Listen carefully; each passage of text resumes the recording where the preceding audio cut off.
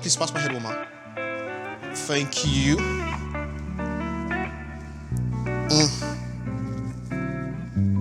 How does it look? Good? All right, thank you.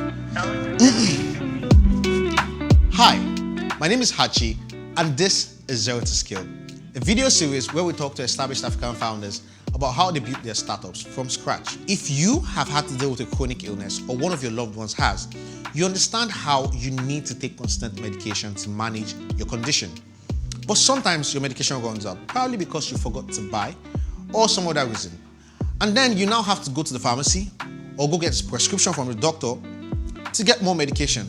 This can be a very cumbersome process. And for conditions that deteriorate very quickly, can be very bad. On today's edition, we'll be speaking with Ayoola, the CEO of Famasi, a startup that is looking to help people get drugs when they want it in their homes. With Famasi, you can subscribe for your drugs as a prescription and get them delivered to you whenever you need them. As usual, we have to go get her, and I have to deal with Lagos roads again. It's a pot of beans, but we move regardless. So let's go.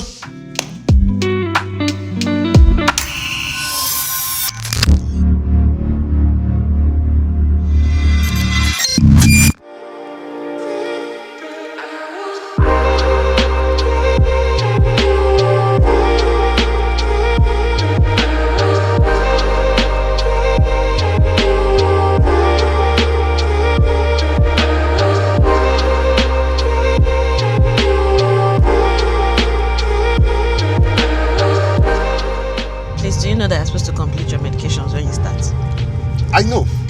Do you read? I feel this is a very personal question, and right now, yes or no? I'd like to talk to my lawyer. Yes or no?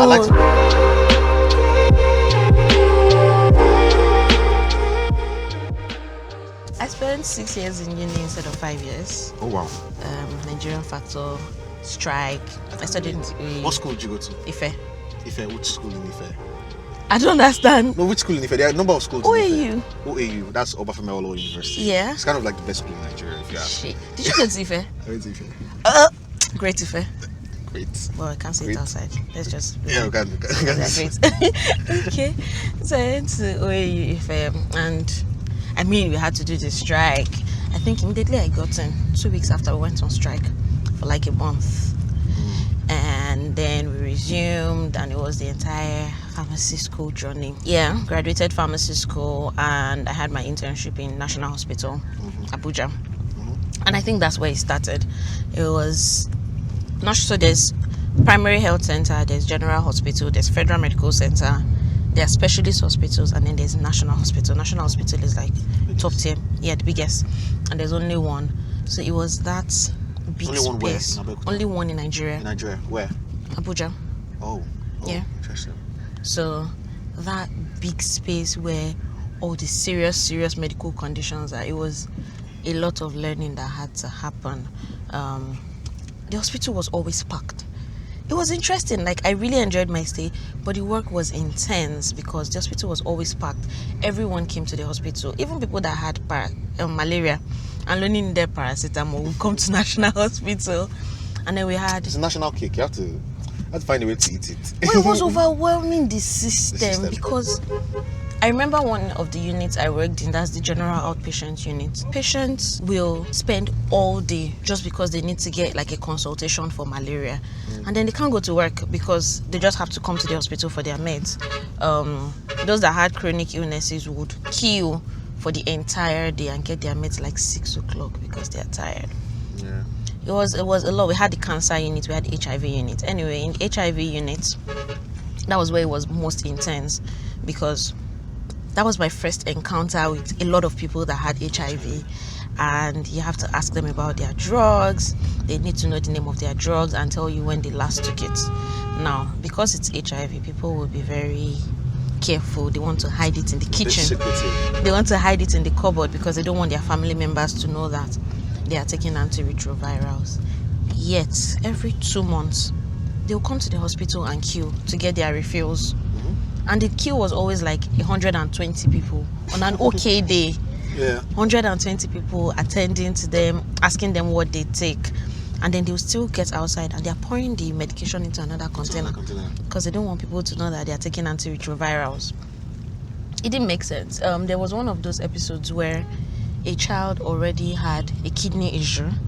He was born with HIV and AIDS, and he had a kidney issue, but he still needed to get his drugs. So he came with his sister, and he had to take pause for a breath, to take his breath rather, like every 5 minutes, because whenever he's walking, he will now rest. He runs out of breath. He has to go through dialysis, all of that. Plenty stress. Yet he had to come and take his medicines. It didn't make sense. So I just noted that. I didn't know that I was going to go on and start up pharmacy, but it was just a problem. Then I left National Hospital and I had to work at a primary health center at Obalende. And that one was a different ballgame entirely. People didn't have money to afford the drugs. So we bought the least expensive drugs, yet they didn't have money. So at some point we had to pay out of pocket for these people to get their drugs. And then they come to the hospital and they're saying, the primary health center, and they're saying, oh, I don't think I want to take my drug because I've been taking Agbo and it works for me. But now my blood pressure is over the roof. I'm like, okay, what's happening? Why are you taking Agbo? They said because drugs are expensive and the doctors want to exploit them. That's how they were thinking about it. I then started to work in retail pharmacies in Lagos, on island and on the mainland, and it was just different problems. Sometimes when people come to ask for drugs, we don't have them, and then we tell them, okay, wait, we'll get it for you in 3 days. Yeah, and then we try to get it for them and send it to them. But if it was like an emergency, say like an asthma attack, there was no way to get it to them in 3 days and expect them to still be alive. Yeah. So anyway, the pandemic hit, and I started to think of what else to do. I had done hospital, I had done retail, I had done had worked in a wholesale outlet and distribution. I just needed something different. So I started to learn data analysis and machine learning. Restlessness. How's that restlessness? I feel it. Doing it made me see that, okay, there is an entirely different world outside of pharmacy practice, and people are actually building stuff and solving problems. So I had a conversation with Faruq, my co-founder, and I asked him, the simple question was, how do you think I can put tech to solve problems that people are facing in pharmacy? And then it's like, what do you mean? Explain. So I started to explain all of these pockets of problems. So we left the conversation at that. A few weeks later, I had to go to the hospital because he had a cancer scare. They thought he had a cancer. So he was having to visit the hospital recurrently, doing all of the tests.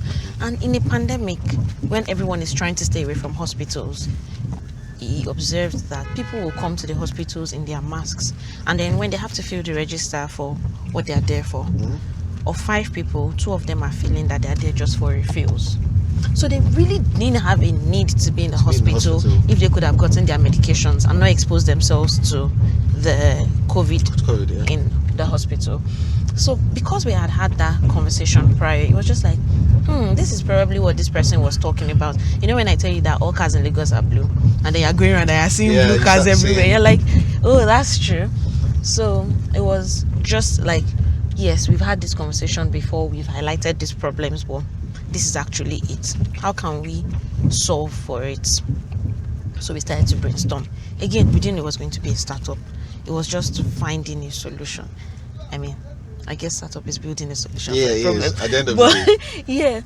So we started to think of how can we solve it. Is it that we get the medications delivered to them, or how does it work? Is there anything like it in Nigeria? Then I started to work at M-Pharma, and M-Pharma is the largest pharmaceutical supply chain in Africa. And what we're doing was get medications from the wholesalers and distributors to pharmacies. But there was nothing for that last mile care where it is focused solely on the patients. So it was in all of these learnings and conversation that we're like, let's build a solution that solves the problems for these people. Now we identify the people that have to go to the hospital or pharmacy recurrently.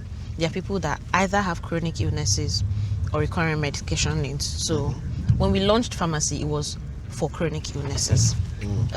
People that have diabetes, high blood pressure, ulcer, asthma. I have an ulcer, so I understand the problem of staying on course with your meds.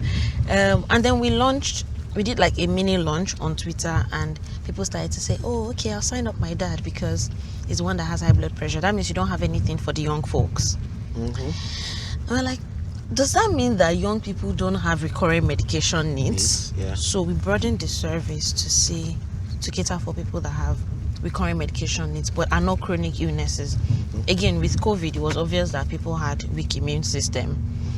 Some people had reproductive health issues that they could not just go to any pharmacy to discuss, and they needed to be on their meds. Some people just need that extra boost to get through the day, and they forget to pay attention to it until it's very late. So we then expanded pharmacy to cover for people with recurrent medication needs, including chronic illnesses. Okay. And that's how we started to run. And yeah, we put it out on Twitter, and people started signing up. Our first wait list had like 113 people. It was surreal. Like, okay, so people like actually validation. have this problem and they want. And as if that was not enough, someone reached out to say, oh, I think what you're about to start building is great and I'd like to invest. Oh. I don't understand. Out You of just want grace. to give me your money to build a solution, like What's you about believe in money? my idea. Do you get? And I was really new into the tech ecosystem, so I didn't really understand how investments work. And I was like, is this a loan? Are you going to take it back from me? What if it doesn't become something else? It was a lot. I had to do a lot more reading to understand valuations, understand raising, understand all of the technical jargons that tech people speak. Yeah, I know it's a lot.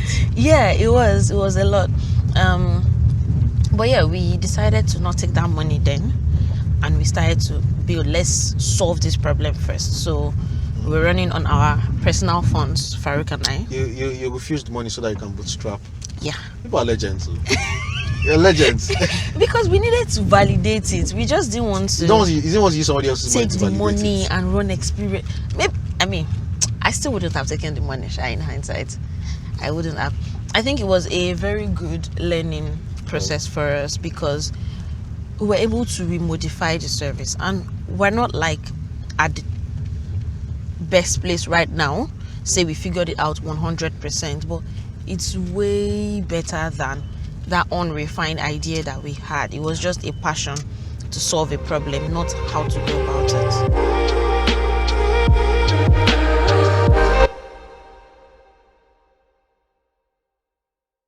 Thank you so much for joining us here, Adeola.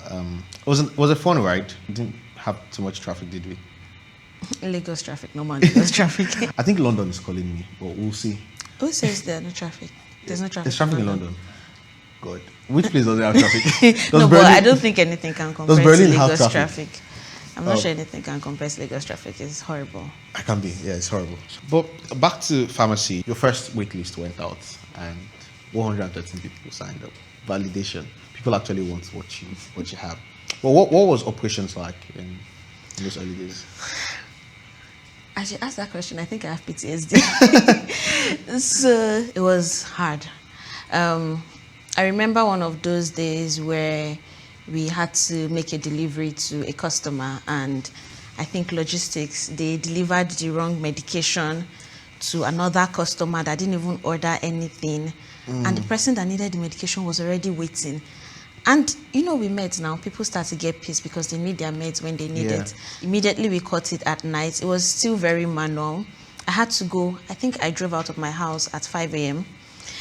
on 3rd Mainland because I needed to make the swap very, very early. Like, it was horrible. Logistics was absolutely terrible. We had to try many different partners, and it was very manual then. So we were operating out of a very small apartment, and one person had to do all of the operations bits and ensure that logistic gets it to the customer in good condition. Sometimes you even send it out in good condition, and by the time it gets there, it's already damaged.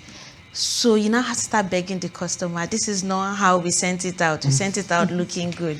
Oh my God. But it just happened. And then we had to do all of the follow-up and care. But I think it was really good for us we were lucky because this is a service that people need. People need to get their medications, and from the get-go, what we tried to do was communicate in full. So our customers were aware of when we sent out the medications, in what condition we sent out the medications, and if there were going to be, say, errors or challenges, we tried to communicate with them as much as possible. And they understood logistics. I can't stop talking about logistics. No, I'd never imagined just how big of a problem logistics could be, because I've had to deal with logistic problems. You order one thing, you get another thing. Happened recently. I ordered some clothes, and there were specific colors, right? Specific colors clothes, and then the clothes come, and one, they are female clothes. Two, they're not even the same color I ordered. And I can imagine that happening in context of drugs. It can be very, like you were saying something when we're coming about how that some drugs are very timely. People need to take them. They're emergency-driven medication. And imagine at the point of emergency, they're bringing someone's paracetamol. People want to kill me. No, and well, we didn't have so much of switching medicines, because at every point what we tried to do was label the drugs properly, ensure that the logistic partner taking this particular drug is not taking the other. It was just that one episode where they dropped it where they were not supposed to drop it. It was more around what the packaging was when it was delivered, or if somebody was trying to confirm what was inside the package when it was clearly labeled. But I mean, there's also that trust that's broken in the healthcare system. So when you make a mistake when it relates to a drug, people are starting to wonder, can I trust these people with my health? So what we did was ensure that we do all of the checks, the dosing, the packaging, the expiry date, communicate it ahead of when we're sending the medications to the customer, and then all of the logistic delays, I mean, we were able to handle. Sometimes we had to send like fresh batch of orders to customers because it was obvious logistics was not going to get there in time. And they needed their meds. Yeah, I think so. I think so. We had to send another one. Yes, I think it happened to me. Yeah, it was not great. Aside logistics, what other challenges did you have to deal with? As I mentioned, trust. Getting people to understand that there can be a different level of care that is more personalized. People are used to, when they check their blood pressure, they just tell them, oh, everything is fine, you can go. For us, we go the extra mile to explain what is fine and what's not fine. And people are like, do you do this for all of your customers? Like, I get asked that question a lot of times. I used to, I mean, I don't handle much of that anymore, but our operations people get asked that question every time to say, is this how you do for your customers? Do you go through this much detail? Oh yes, we do. And they're like, oh nice, okay, can you get me this extra drug? They want to try it out after they've experienced it. They now understand that a personalized care can exist in healthcare, and there's somebody to listen to you and connect you with, like a provider. You don't have to try to figure everything out with medications on your own. I mean, you're not a drug expert, so just stay healthy, continue to work while we handle all of that stress. I think another challenge, I was going to say, is also that getting people to understand that they need to get their medications before it's an emergency. With the logistics, it just made it very obvious. Many people will wait until they need the medication like now, and then they are texting to say, please, I need to get XYZ medication. I'm not saying I can relate, but... Yeah, catching this up. And we want to try to provide it immediately, but there are so many things that are beyond our control. Even when we find the nearest provider to you, it just might not get to you for one reason, or it's a different drug. So we've had to talk to people, help them understand that they need to get their medications at least a few days or hours before it is an emergency, and it gets better. I'll be trying to get my medications before it's an emergency. Have you had to alter your business model since then? Oh no, we are still on the same business model. The approach though is a little bit different. So when we started, it was talking directly to the customers, trying to get them to sign up for themselves or their loved ones, because you can put a loved one on pharmacy, it doesn't have to be you that needs to take the medications. Now we've realized that beyond these people that have to take drugs on a recurring basis. There are people that provide for them. So say you get a telemedicine consultation and the doctor has done their bit to ensure that all of the consultation went well and they've prescribed you the medications you need. The doctor now wants to ensure that you take the meds and you come back for like a follow-on care and you're in good condition. But they can't because there's so many constraints. They are not equipped to do that care, that aftercare. So what pharmacy does now is look for this set of people that want to provide the last mile care, and then we help them facilitate it. So they can focus on what's core for them, which is like consultation or a diagnostic service. So yeah, we're still focusing on the customer. We're just looking for these other people that provide care for them. To make it easier. And that helps you acquire, for lack of a better, more customers? Oh yes. We work with HMOs now, work with diagnostic partners, and the way HMOs are, they have like thousands of customers that they need to get medicines to on a monthly basis or as needed, depending on whatever the condition is. By working with these people that have thousands of customers, then we can provide care to their thousands of customers, and we only have to get like 10 HMOs, and we're giving care to many more people. So it helps us get access to more people faster. Okay, interesting. What's your core metric that you track as the one metric that guides your organization? Monthly refills with ease.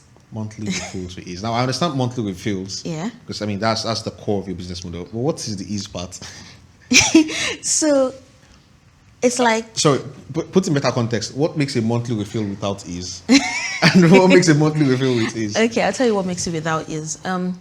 When people have to take drugs on a monthly basis, I say that they become supply chain experts, because you have to think of what pharmacy can I get this drug at the right price? Would they have it when I need it? Would it be in that very great condition that I trust? Now, would I remember to take the drugs, and will I remember to buy it before I exhaust it? All of these things, they look like tiny bits of worries, but it's supply chain management. And the patient... You can open a store in New Market with just that knowledge. Yeah, and the patient just needs to get well.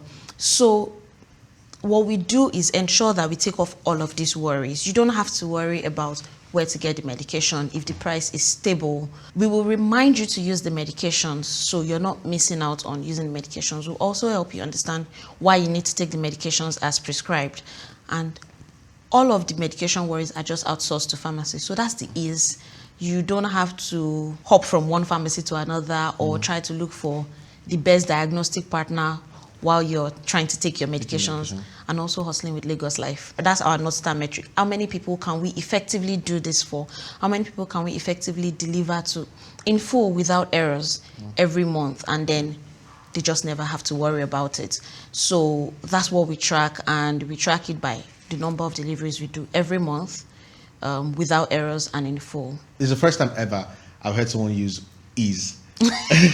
When talking about their North Star metrics, typically it's like GMV, GTV, MAU, all these weird acronyms that just mean, see, just give us money. Right? In your experience, what's the most, what's the most significant thing that affects customers coming back? Most significant thing that does not let them come back is called non-consumption. And that is, people have the drugs. We were talking about it earlier. Yeah. People have the drugs. They can get access to it easily. But they just choose not to use it for so many reasons. They forget. They are too busy with life. They have religious sentiments. They have personal sentiments. They feel like if they do this instead of taking their medications, they'll be fine. If you take Agbo. You see, people like that, if you take Agbo, you'd be fine. We've had a customer say they didn't want to take their medication because they were on the mountain and they were fasting. And the fasting will help to let them be better. They don't need to take meds. So I'm going to drift away a bit. But there was this thing I read about, I don't know if I read about blood sugar and fasting, how your blood sugar actually goes up when you're fasting. And people think that, if they're fasting and they're dealing with anything like blood sugar, that it helps. Or inadvertently, your blood sugar is actually going up. Yeah, it's not helping.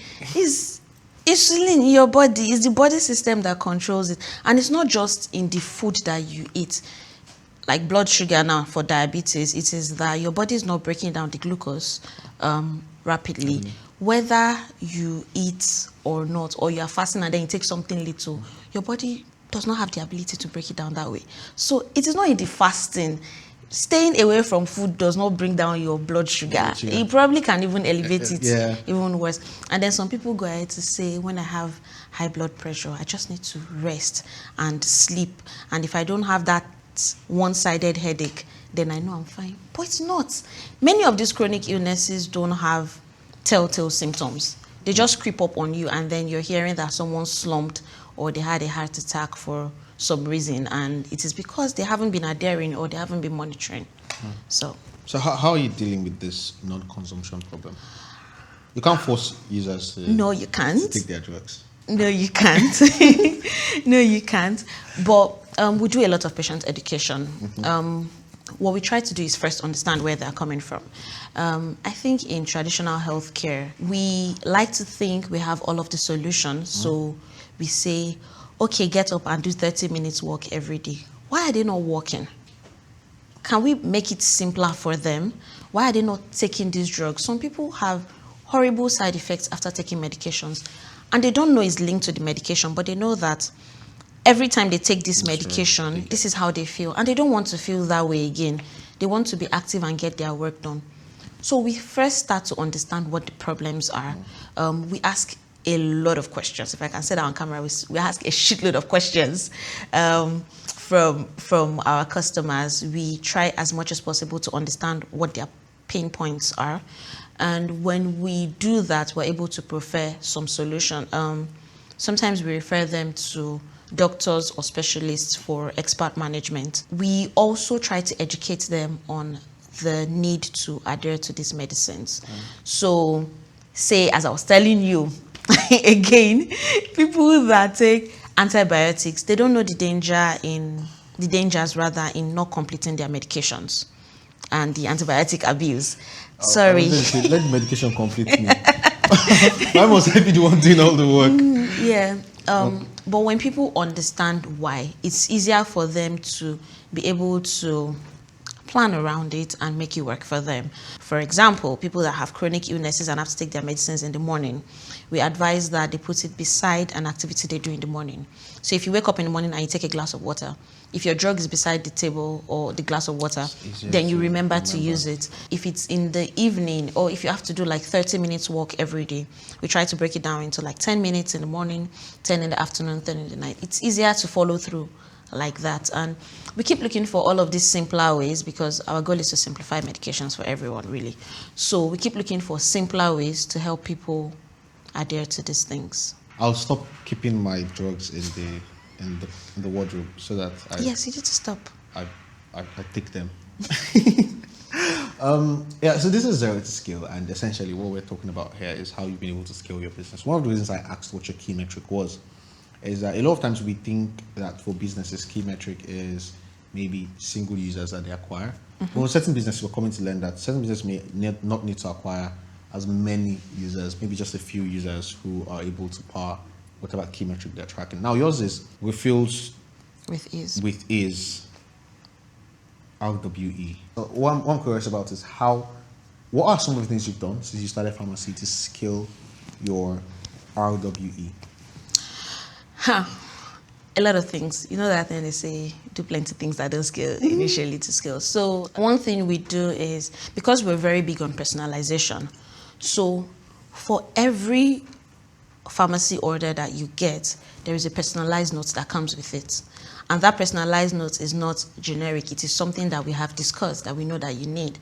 So if your complaint is that you don't eat regularly or you forget to eat and that's why you can't take your medicines, then in your personalized note, you have something that says, oh, try to eat this, or a conversation that we had before, or try to remember to eat because it's good for your body. You know, it's very little, but it's in those little things that count. And we spoke to someone last year in December, and we asked what his favorite thing in the box was, and it was the cards. Apparently, he keeps every single card that he gets.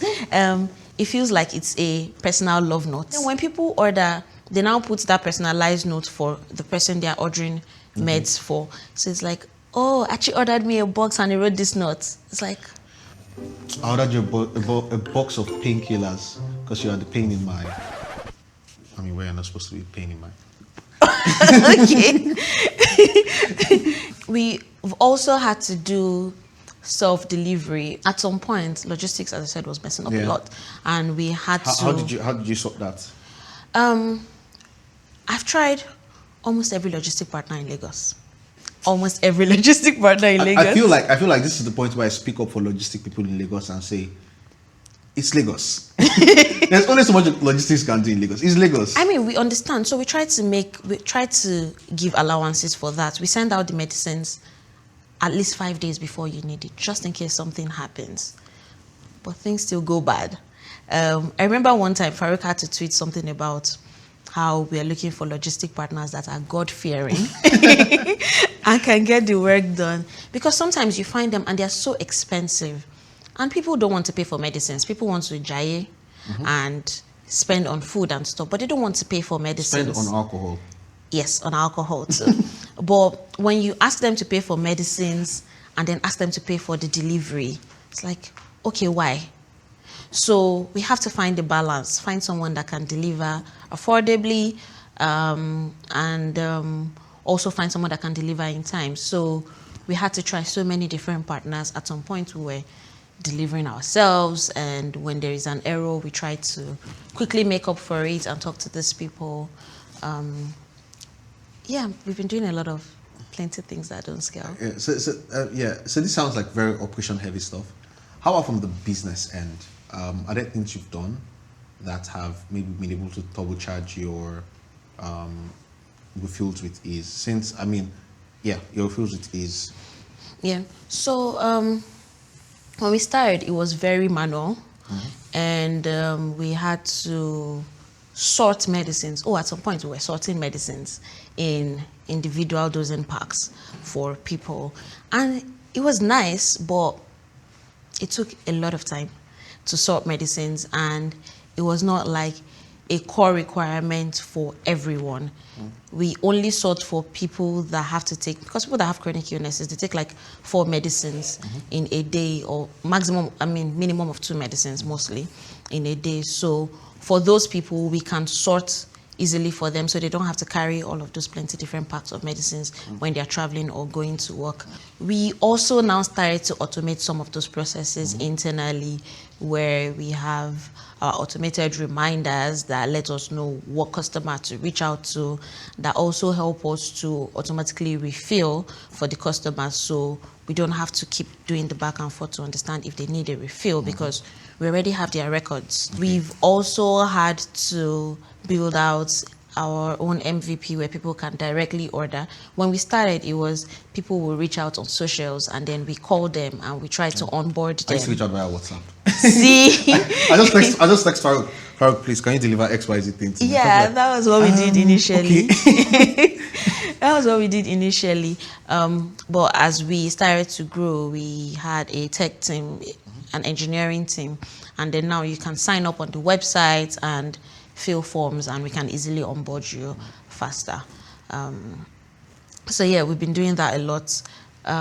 I know that as we grow, we would continue to try to automate some of these processes where you can easily have like a virtual consult, because some people also don't like to call, but they want to get their medicines. Also with the providers that we work with, it was a WhatsApp model where they send, oh, my patient needs this medication. Now we're trying to find easier ways for them to, through their apps, which many of them have, they can easily send us their requests and we can refill and continue to manage their patients. Pharmacy must have access to a huge network of pharmacies. I like how pharmacy runs the pharmacies. That's the idea. How many pharmacies do you have access to? Right now, we have 200. 200. That's retail pharmacies. The goal is to get it to 1,000 before the end of the year. That's insane. How were you able to onboard this many pharmacies? So in my experience before pharmacy, I've worked in retail pharmacies, and one of the things I was able to do is understand the problems that exist in that space. I remember working at a retail pharmacy and we wanted to do last mile care. But the way the retail pharmacy is structured, there is so much going on. You have to manage the supplies, that's the first mile from your suppliers. You have to ensure that your pharmacy is stocked. You have to balance care with being a business. And all of that extra bit takes you out of the practice. So in a retail pharmacy, you're attending to like 300 patients in a day. Retail? Yes. Wow. And that's a small-sized retail pharmacy. You're seeing 300 customers in a day. Following up on 300 customers, automating their refills is an entirely new infrastructure that you have to build. So identifying this problem, but the need to want to do it it made it easy to communicate with these pharmacies because a pharmacist wants to provide monitoring, follow-up, and all of that, but they can't in the kind of setting that they exist in. So it was more around conversations of, let's do this for you while we also, help you get access to more customers and connect patients to you. Managing 200 plus pharmacies must be a lot of work. How do you know what pharmacy there has the specific drugs they're looking for or something? Like how do you do all that? Yeah, so because we have a partnership with them, we have an idea, we are privy to what their inventory is. What's key for us is finding the fastest pharmacy and closest pharmacy that can get these medicines to the customer. Today we do 4 hours for refill orders. Wow. For their first time order, then for their refills, we can deliver it before they need it. So because we have access to their inventory, we know what pharmacy has it. We just have to find the closest one that can get it done in good time. In managing pharmacies, so I think it's important to understand that these pharmacies are already businesses that exist and they run their day-to-day operations. So it is not trying to build each pharmacy again. Yeah. This is an extension of the service that they provide. So it is finding the right pharmacies accredited with the right, in quote, business managers that are willing to work with us and let's have this information. Some of it is still very manual right now because as we grow, we continue to automate. But as I said, easily we can get access to their inventory and know what they have. We can also coordinate with other pharmacies in case the closest pharmacy does not have. We already have agreements as it relates to pricing, delivery conditions, delivery standards to the patients. I'm guessing there's going to be an infrastructure play at the end of the day that other people can just layer services on. Oh yeah, definitely. The way we see it is that medications don't happen in isolation. So when people need to manage their health, then there is medication need, there is diagnostic need. So eventually, down the line, there will be the infrastructure to access other services. But today we're starting with retail pharmacies only. All right, fantastic. Yeah. But yeah, we have one more thing. We have a game. I'm keeping it secret so I can win. I love games, so let's see. All right, we'll see you there.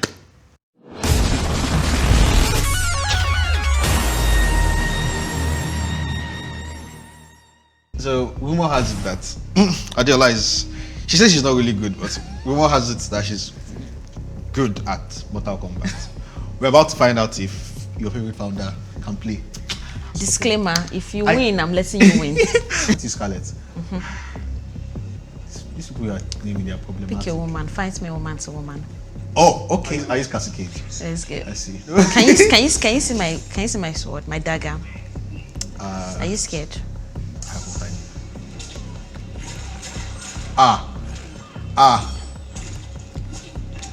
She's good though.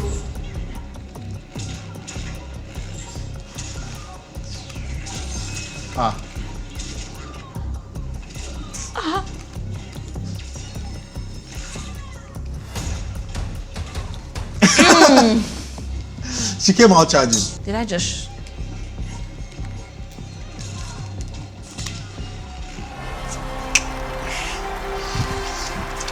So she's taking the first round. Let's see. I need to.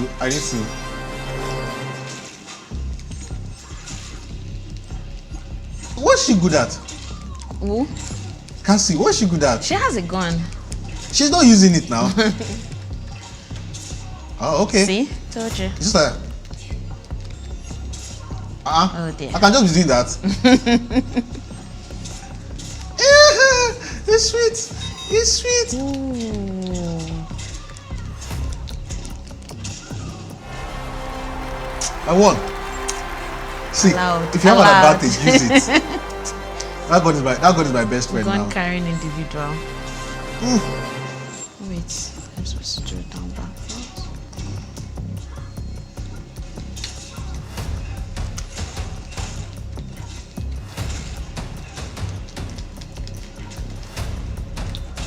Actually, we're done with this game. Wow. We Okay. haven't finished. She said we're done with this game and we're done actually. Oh. Stop.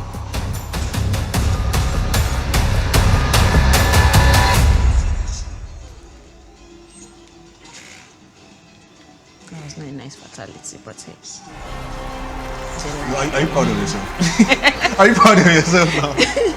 Are you Not happy? really. No, but I still won. Are you happy? What did you say you give me? For winning? I didn't make any promises. I didn't make any promises. What my promise is I will air this episode. That's my promise.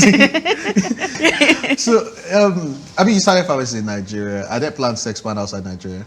Oh yes. So the name is Famasi Africa, and that's because the problem we're solving for is not just a Nigerian problem; it's an African problem. So we're looking to expand out of Nigeria. As of today, we have we're piloting with customers in Ghana, and we have about 9 pharmacies in Ghana, pharmacy partners to help get medicines to our customers.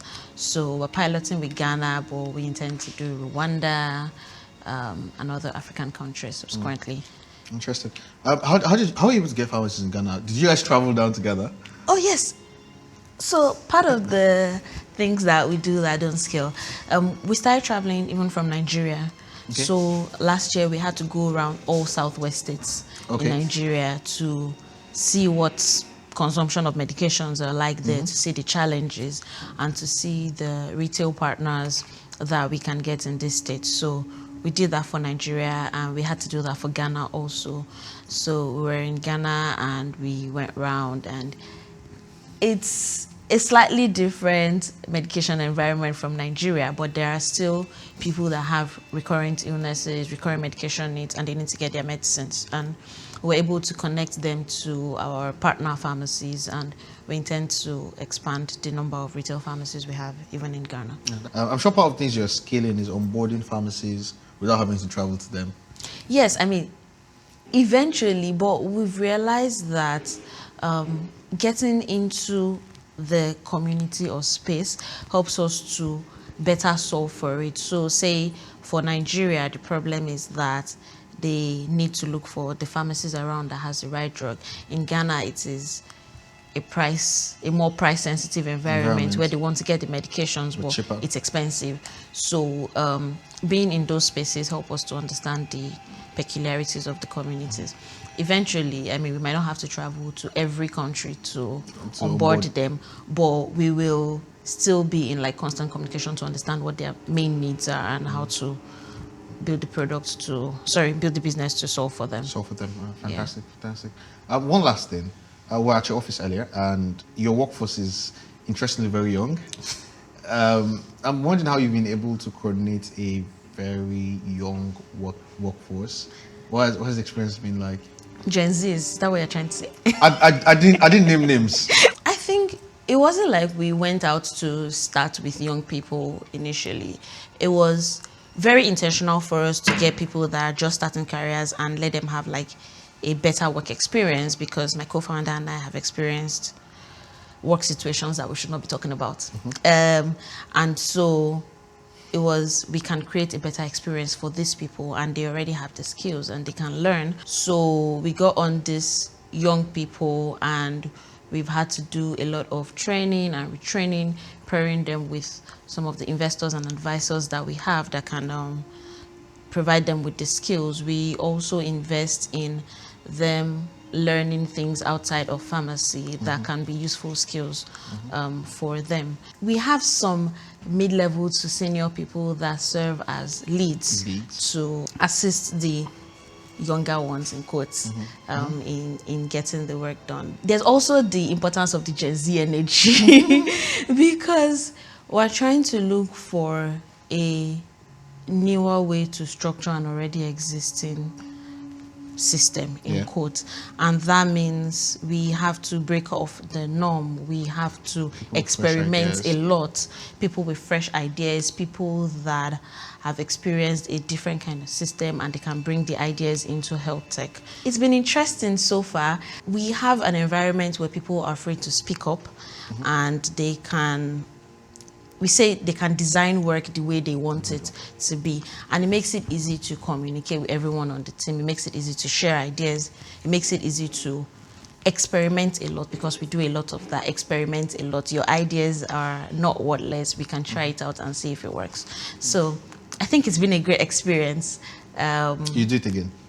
Yes, I think so. I'll do it again. I have the best team right now. So I'll do it again with them, maybe faster this time around, but yes. All right, impressive. Thank you so much for all the answers you've given today. That's the end of my questions. Thank you for coming to my place to beat me on my game. I will not forget. I'll come back to do it again. I will get payback. This is Adeola, our CEO and co-founder at Famasi, and Famasi is building last mile care infrastructure for patients and providers. For patients and providers. Starting with pharmacies. She's not telling me. I'm reading this because I want you to get every single word I'm saying. Till next time, this is Zero to Scale.